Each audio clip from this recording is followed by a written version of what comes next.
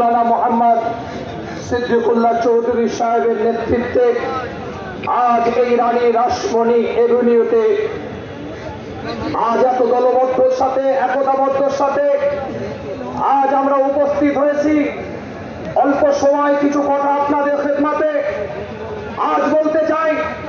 এই রানী রাসমণি এভিনিউ থেকে আল্লাহ কোরআনের মধ্যে এলান করে দিচ্ছেন সূরা আল ইমরানের দ্বিতীয় নাম্বার সূরার 133-133 নম্বর আয়াতের মধ্যে আল্লাযীনা ইউনফিকুনা ফিস সাররাই ওয়াদ-দাররাই ওয়াল-কাযিমিনা আল-গায়যা ওয়াল-আফিনা আনিন নাস ওয়াল্লাহু ইউহিব্বুল মুহসিনিন। এর দ্বারাই মুত্তাকির পরিচয় দিচ্ছে আমার আল্লাহ। 133 নম্বর আয়াতের মধ্যে মুত্তাকির পরিচয় দিতে গিয়ে মুত্তাকি কারা তার ব্যাখ্যা করতে গিয়ে 134 নম্বর আয়াতের মধ্যে আল্লাহ বলছেন যারা আল্লাহর রাস্তায় দান করে তারাই হচ্ছে মুত্তাকি।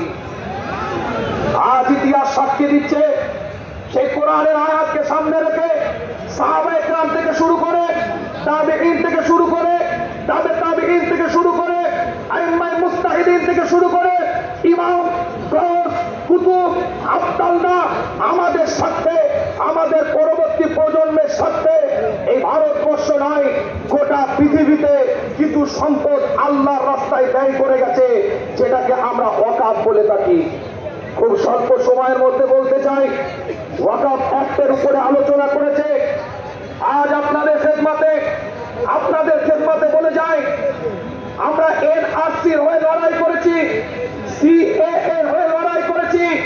যখন বিল আনা হয় এনআরসির বিরুদ্ধে লড়াই করেছি। এনআরসি এনপিআর সিএএ এই সমস্ত বিরুদ্ধে আমরা লড়াই করেছি। ওটা আমাদের নাগরিকত্বের অস্তিত্বের লড়াই ছিল।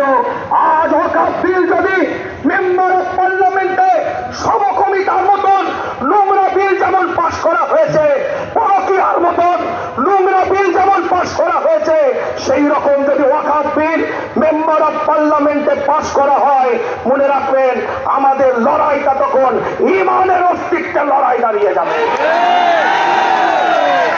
আজকে ছোট্ট করে বলি এই কলকাতার বুকে মোহাম্মদ আলী পার্কে ইতিহাস সাক্ষী দিচ্ছে।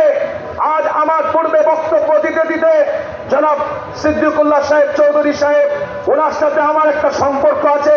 আমার নানা জানের সাথে ওনার ভালো সম্পর্ক ছিল, সেদিক থেকে আমার সাথে একটা ওনার পরিচিতি আছে। উনি বক্তব্য দিতে দিতে জামিয়াতে উলামা হিন্দের যে কর্মকাণ্ড যে কর্মসূচি বিগত দিন উলামা হাজরাতদের যে খেদমত সেই সম্পর্কে তিনি কিছু কথা বলেছেন। আজ বলে যাই আমার দাদাজান মোহাম্মদ আলী পার্কের বুকে দাঁড়িয়ে ফুরফুরা শরীফের গদ্দিনী শিল্পী আব্দুল হাই সিদ্দিকী রহমাতুল্লাহ আলাইহি ঐতিহাসিক একটা উক্তি করেছিলেন, স্বাধীনতা মানবতা দুটি কথা, যে স্বাধীনতায় মানবতা নাই সেই স্বাধীনতা মূল্যহীন। আজ বলে যায় আপনাদের খেদমতে ভারতবর্ষের বুকে আমরা দাঁড়িয়ে আছি। এই ভারতবর্ষের বুকে আমরা এখানে অবস্থান করছি কারো জায়গিরিতে নয়, আমরা কেরালাতে অবস্থান করিনি, আমরা আমাদের অধিকারে এখানে অবস্থান করছি। जिस दिन तक इस धरती पर ख्वाजा मईनुद्दीन चिश्ती रहेगा, जिस दिन तक इस धरती पर निजामुद्दीन औलिया रहेगा, जिस दिन तक इस धरती पर कुतुबुद्दीन काकी रहेगा, जिस दिन तक इस धरती पर मुजद्दिद अल-फिसानी रहेगा, जिस दिन तक इस धरती पर फुरफुरा पीर मुजद्दिद ज़मान रहेगा, जिस दिन तक इस धरती पर हाजी इमदादुल्लाह महाजिर मक्की रहेगा, उस दिन तक मुसलमान इस धरती पर रहेगा।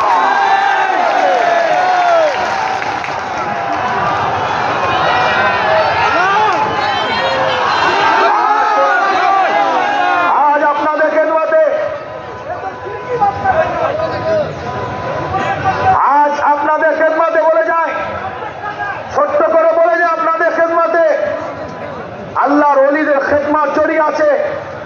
আজ বলে যাচ্ছি আপনাদের খেদমতে আজ ওয়াকাফ বিল যেটা আনতে চলেছে, আজ ওয়াকাফ বিল যেটা আসতে চলেছে, এই ওয়াকাফ বিলের বিরুদ্ধে আমাদের লড়াই থাকবে। এটা আমাদের ঈমানি অস্তিত্বের লড়াই। তার জন্য আমাদের একতা হতে হবে, দলবদ্ধ হতে হবে, একটা প্ল্যাটফর্ম তৈরি করতে হবে। ওয়াতাসিমু বিহাবলিল্লাহি জামিআ ওয়ালা তাফাররাকু, একটা প্ল্যাটফর্মে দাঁড়িয়ে এক সুরে আমাদের জবাব দিতে হবে। মাসলাক চার চার, ইসলাম সবার, এই বিরাট হয়ে দাঁড়িয়ে আছে। আমরা আওয়াজ করি। সংক্ষেপ কথা, বিস্তারিত কথা বলে আপনাদেরকে কষ্ট দেব না। শেষ একটাই কথা বলে যায়, আজ ভারতবর্ষের বুকে আকাম আইন আসতে চলেছে। মেম্বার অফ পার্লামেন্ট থেকে অনুরোধ করব, যে সমস্ত সাংসদেরা মেম্বার অফ পার্লামেন্টের বুকে আমাদের জনপ্রতিনিধিত্ব করছেন, আমাদের হয়ে নেতৃত্ব দিচ্ছেন, আপনারা জনপ্রতিনিধি আমাদের, আপনারা আওয়াজ তুলুন ওখান থেকে, আপনারা কথা বলুন ওখান থেকে, এবং এই রাজ্যের বুকে যে সমস্ত ওয়াকাফ সম্পদ আছে, এই সম্পদগুলোকে যথাযথ যেন ইউটিলাইজ হয়, সেটাও আপনার আমাদের প্রত্যেকের দেখার দায়িত্ব আছে। আল্লাহ আমাদের সকলকে কবুল করেন। সকলে বলেন আমিন। সকলকে সালাম ভালোবাসা দিয়ে দরবারে ফুরফুরা শরীফ থেকে আপনাদের খেদমতে, আপনাদের পীরের আওলাদ এসেছিলাম। ছোট্ট করে কিছু কথা বলেছি, গুনাহগারের জন্য দোয়া করবেন, আমি আপনাদের জন্য দোয়া করি। ওয়া আখিরু দাওয়ানা আনিল হামদুলিল্লাহি রাব্বিল আলামিন। আসসালামু আলাইকুম ওয়া রাহমাতুল্লাহ।